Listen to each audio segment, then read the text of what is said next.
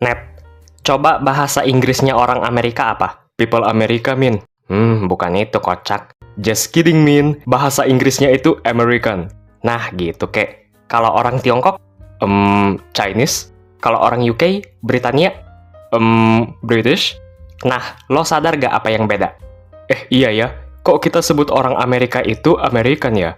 Kok nggak Amerikanis? Terus kenapa kita sebut orang Tiongkok itu Chinese ya? Kok bukan Chinean ya? Yuk kita bahas. Keliling dunia yuk. Hayu. Hola amigos. Mungkin selama ini kalian juga ada yang bertanya-tanya ya, kenapa kalau dalam bahasa Inggris, imbuhan atau suffix untuk penyebutan orang dari negara mana itu bisa berbeda-beda. Ada yang an, ish, sama is, dan yang lain-lain. Kalau orang Amerika, jadi American. Kalau seumpama dari Britania, dari UK, kita menyebutnya British. Tapi kalau dari Jepang, malah jadi Japanese. Kok bisa ya? Kenapa nggak satu aja gitu kan? Misalnya an aja gitu, jadi Japanian. Terus kalau Portugis jadi Portuguan. Bentar, kok kayak agak gimana gitu ya? Tapi kalau dipikir-pikir lagi ya, emang agak lain juga sih kalau kita menyebutnya Portuguan. Atau kalau kita menyebut orang Amerika jadi Amerikish, kayak agak aneh gitu kan? Mungkin karena kita nggak terbiasa, Min. Iya juga sih. Kalau di Indonesia mah kagak ribet ya. Kita mau nyebut orang negara luar mah pakai kata orang aja kan. Misalnya kayak orang dari Amerika ya kita sebut aja orang Amerika. Orang Itali ya kita sebut aja orang Italia.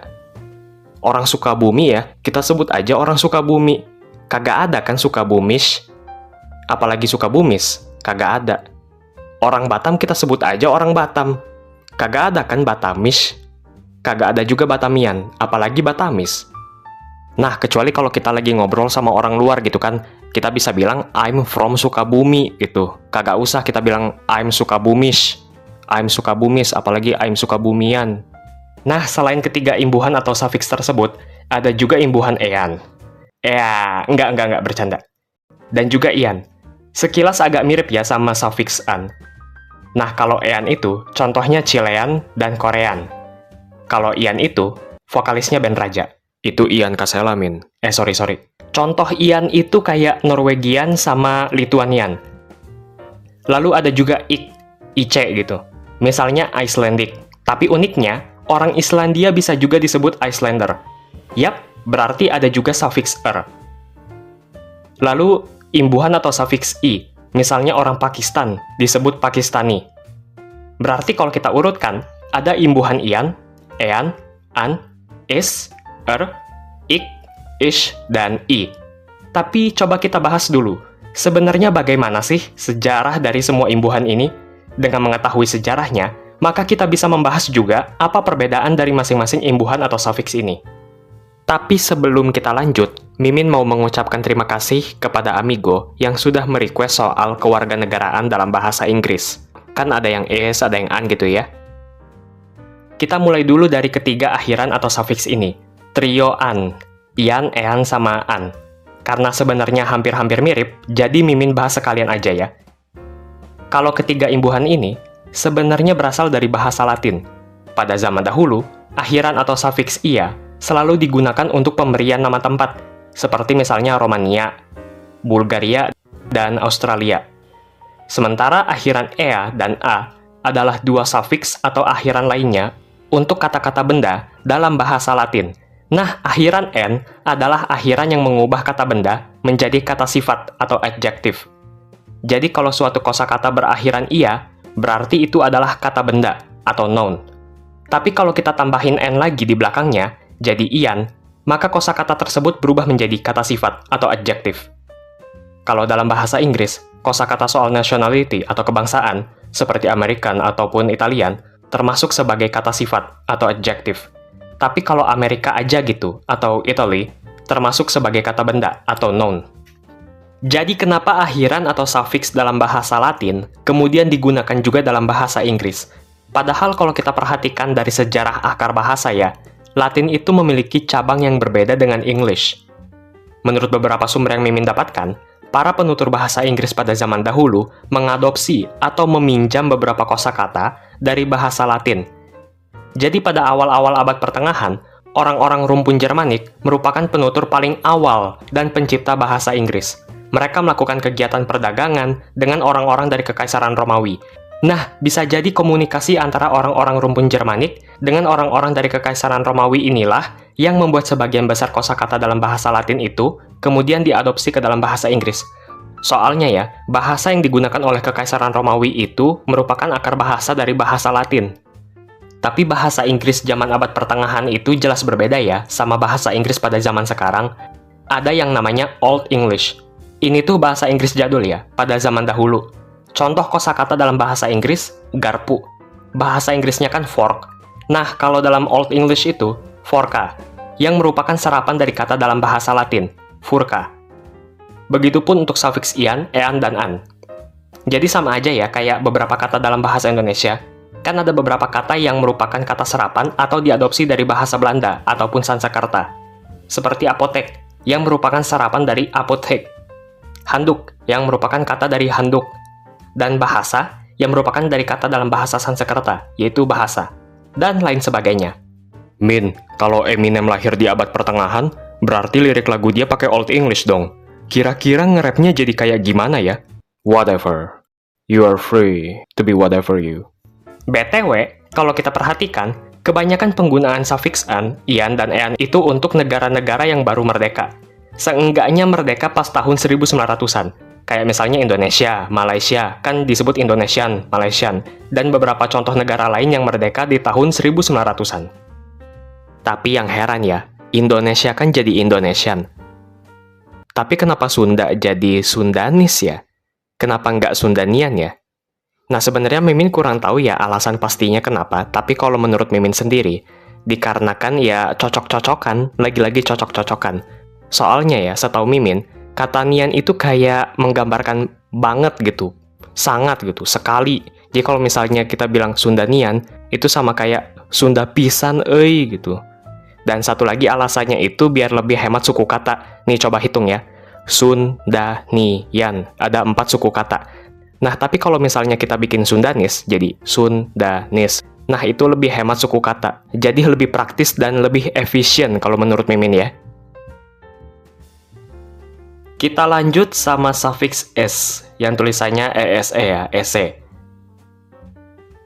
Ada beberapa contoh ya, kayak Gabonese, Vietnamese, Lebanese, dan masih banyak lagi.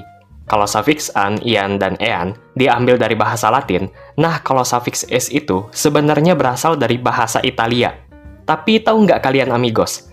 Kalau penggunaan sufiks s dalam bahasa Inggris dengan Italia itu sama sekali berbeda. Kalau dalam bahasa Inggris, sufiks s itu mengacu pada negara-negara yang sekiranya pernah dikunjungi oleh Marco Polo. Kalau dalam bahasa Italia, sebenarnya sufiks s itu berbeda ya. Sufiks s dalam bahasa Italia itu menjadi sufiks yang paling banyak digunakan untuk menyebut kebangsaan atau nationality seseorang. Coba tebak, apa bahasa Italianya orang Inggris? Inglese. Apa bahasa Italianya orang Irlandia? Irlandese. Jadi berbeda ya dengan sufiks s dalam bahasa Inggris. BTW, si Bang Marco sendiri memang berasal dari Italia. Sebagai contoh, Marco Polo pernah berkunjung ke Timur Jauh atau Far East. Nah, dia pernah berkunjung ke Tiongkok atau Cina. Makanya, orang-orang dari Tiongkok itu disebut sebagai Chinese. Tapi bagaimana dengan beberapa negara di Afrika? Contohnya orang Senegal. Kan disebut Senegalis. Sedangkan Marco Polo sendiri tidak mengunjungi banyak negara di benua Afrika. Nah, maka dari itu, kalian juga harus mengetahui kalau sufiks s itu dipengaruhi juga oleh sufiks dalam bahasa Prancis. Oke, Mimin kasih contoh. Orang Gabon disebut Gabones. Bahasa resmi di Gabon adalah bahasa Prancis. Nah, tahu nggak nama resmi negara Gabon apa? Republik Gabonaise. Yang mana kata es ini merupakan sufiks dalam bahasa Prancis. Tuh yang tulisannya Aise ya. Orang Senegal, bahasa Inggrisnya Senegalis. Tahu siapa penjajah Senegal? Ya, Prancis. Bahasa resmi Senegal? Ya, Prancis juga. Bukan cuma sampai di situ, kalau kita meneliti lebih jauh, sebenarnya sufiks dalam bahasa Prancis itu bermacam-macam ya, sama kayak bahasa Inggris. Jadi, ada sufiks ion, is, dan oa. Oa, berarti Courtois termasuk dong, Min. Serah lu dah. Nah, kalau sufiks is dan oa, dalam bahasa Prancis itu kurang lebih sama seperti sufiks is dalam bahasa Inggris.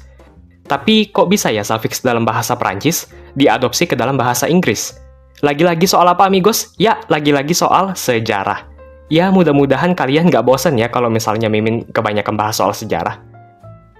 Sebagian besar kosakata dalam bahasa Prancis diadopsi menjadi kosakata bahasa Inggris pada tahun 1066, tepatnya setelah penaklukan Norman. Jadi, sebagian kosakata bahasa Inggris itu sebenarnya berasal dari bahasa Prancis. Soalnya, waktu itu, pada abad ke-11, bahasa Prancis kuno atau Old French menjadi bahasa di istana Anglo-Norman dan juga sebagai bahasa di pemerintahan. Dan periode ini berlangsung selama beberapa abad, hingga ke masa Perang 100 tahun. Nah, pada waktu itu juga, tepatnya pada abad ke-11, Old English atau bahasa Inggris kuno sebenarnya belum menjadi suatu bahasa yang dipergunakan kayak bahasa sehari-hari, tapi masih menjadi sebuah dialek atau aksen dalam berbicara. Pengaruh bahasa Prancis terhadap bahasa Inggris juga membawa beberapa sufiks dalam bahasa Prancis untuk dipergunakan juga dalam bahasa Inggris. Sekiranya termasuk juga sufiks untuk penyebutan nationality atau kebangsaan. Tapi lagi-lagi, ada beberapa sufiks dalam bahasa Prancis yang berbeda lagi dengan sufiks dalam bahasa Inggris. Oke lah, kalau Gabonais dalam bahasa Prancis artinya adalah Gabonese dalam bahasa Inggris. Masih ada kemiripan lah. Tapi coba tebak, apa itu Polonais kalau dalam bahasa Inggris? Artinya adalah Polish, orang Polandia. Jadi penggunaan dalam bahasa Prancis bisa jadi sedikit berbeda atau sangat-sangat berbeda dengan penggunaan dalam bahasa Inggris. BTW, sebenarnya ada satu cara lagi sih buat mengetahui apakah negara tersebut pakai S atau enggak ya. Coba lihat aja huruf terakhir negara itu. Kalau huruf terakhirnya itu antara L, M, atau N, berarti pakai S yang SE. Kayak misalnya Sudanis, Senegalis, Portugis, dan juga Japanese. Tapi sekali lagi, nggak semua ya, cuma beberapa aja gitu.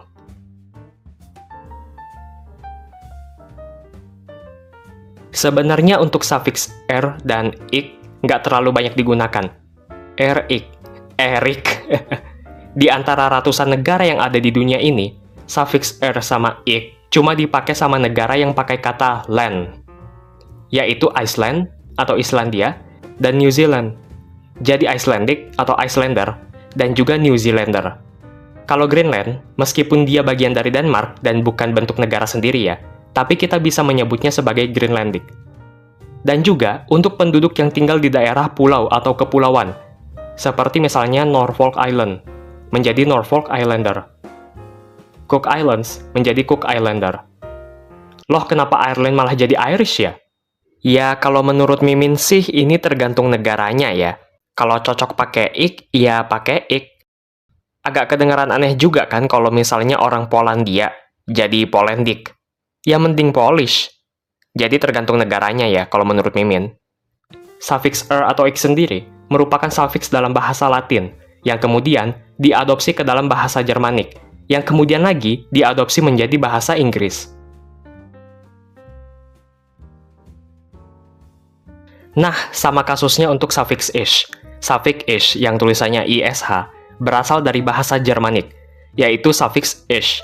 Sufiks ish sendiri memiliki arti semacam kepemilikan ya. Sufiks ini sendiri diadopsi ke dalam Old English sekitar tahun 1150. Waktu itu belum ada ish, melainkan is yang tulisannya isc. Tapi sama dengan sufiks is dalam bahasa Italia, ada beberapa negara yang tidak menggunakan sufiks ish dalam bahasa Inggris, tapi sebenarnya menggunakan ish kalau dalam bahasa Jerman. Seperti Chinese, kan tulisannya s ya, bukan ish. Tapi bahasa Jermannya jadi Chinesisch. Italian, bukan Italisch, tapi kalau dalam bahasa Jerman menjadi Italianisch.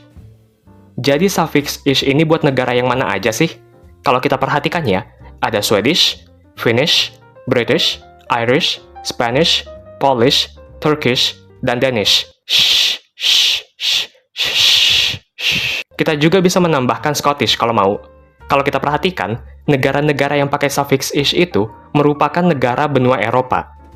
Bahkan Turki pun sebenarnya juga masuk benua Eropa. Ya, meskipun cuma 3% doang, sisanya masuk Asia.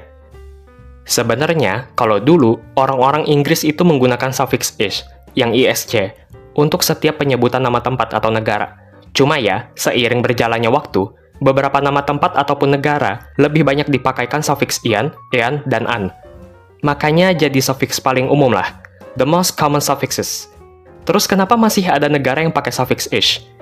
Nah, beberapa negara itu, terutama yang benua Eropa, sebenarnya memiliki hubungan yang sangat erat dengan para speaker atau penutur bahasa Inggris pada zaman dahulu, pas masih pakai suffix ish. Makanya, nama negara atau tempat itu masih menggunakan suffix ish. Tapi itu menurut sumber yang Mimin dapatkan di Quora ya. Sebenarnya Mimin belum menemukan alasan lain, tapi kalau kita mau pakai alasan tersebut, ya cukup masuk akal sih.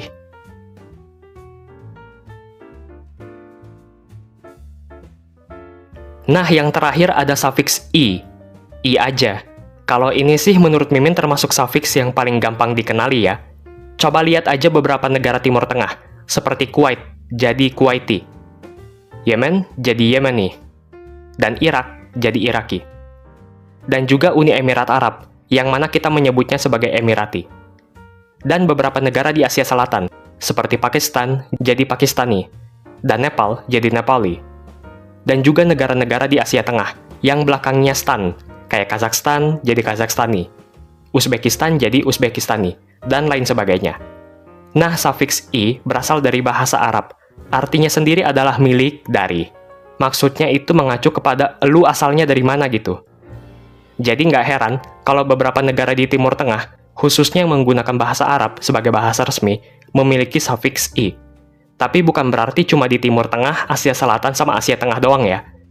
Ada juga Somalia, yang merupakan negara di benua Afrika, tetapi menggunakan suffix i, sehingga kita menyebutnya sebagai Somali. Tapi kok nggak disebut Somalian ya?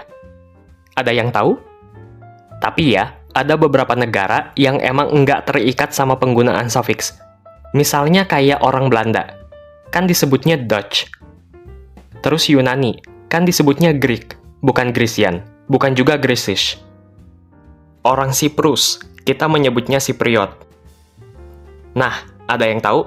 Negara mana lagi yang kalau nationality-nya dalam bahasa Inggris itu tidak terikat sama suffix apapun?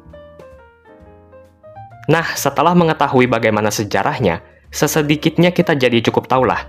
Rika-rika, kira-kira bagaimana kita bisa memasang suffix yang pas buat nama negara dalam bahasa Inggris? Mana negara yang harus pakai ish, mana yang harus pakai ik, dan lain-lain. Sebenarnya ya, setahu Mimin, nggak ada ketentuan khusus atau syarat yang bagaimana gitu untuk menentukan suffix yang dipakai. Maksudnya kalau lu mau pakai suffix ish buat Amerika misalnya, jadi Amerikish atau pakai s, jadi Amerikis, sebenarnya nggak masalah sih. Cuman ya balik lagi, menurut Mimin sendiri, kenapa sampai ada pengelompokan negara berdasarkan suffix, itu berdasarkan faktor sejarah. Dari mana asal-usul suffixnya, yang membentuk sebuah kebiasaan. Nah, karena kebiasaan itulah yang sering kita dengar. Jadinya kalau kita mendengar sesuatu yang nggak biasa kita dengar, pasti agak aneh. Karena kalau kita lihat dalam bahasa Italia, suffix es itu, atau kalau dalam bahasa Italia jadi ese, itu termasuk suffix yang paling banyak digunakan. Kayak orang Prancis, jadi Francese. Orang Finlandia, jadi Finlandese. Tapi karena dicampur sama penggunaan suffix dalam bahasa lain, makanya suffix dalam bahasa Inggris itu jadi bermacam-macam. Jadi untuk sekarang, kita hanya bisa mengelompokkan suffix dengan mengingat faktor sejarah dan alasan secara historis. Dan lagi-lagi, karena kita lebih terbiasa mendengar negara itu, ya harus pakai suffix yang itu. Padahal mah kagak ada aturan khusus. Tapi bukan berarti kalian boleh semaunya pakai suffix yang mana aja ya. Misalnya nih pas kalian lagi ujian bahasa Inggris nih, terus kalian bikin British jadi Britani atau jadi Britanian. Mending kalian ikut yang udah jadi aja dah, yang udah-udah gitu. Jangan ngasal juga. BTW Mimin ketemu gambar ini juga, yang kayaknya agak mirip sama pendapat Mimin barusan. Misalnya ya, kalau nama negara itu akhirannya pakai land. Kalau iya, kita bisa tambahin ish. Terus dibilang, sound silly? Terdengar aneh gak? Kalau enggak, ya berarti kita bisa pakai ish. Bisa lanjut tuh. Misalnya kayak Finland. Nah, kita bisa pakai ish, jadi Finnish. Dan Finnish itu tidak terdengar aneh. Tapi kalau misalnya terdengar aneh, kita bisa ganti jadi suffix yang lain. Nah, kalau negara itu bukan pakai akhiran land, kita masih bisa pakai suffix ish. Contohnya Sweden. Kan akhirannya bukan land ya, jadi Swedish. Dan itu tidak terdengar aneh sama sekali. Tapi kalau kedengarannya kayak gimana gitu, bisa kita ganti pakai suffix an atau ian atau suffix yang lain dah.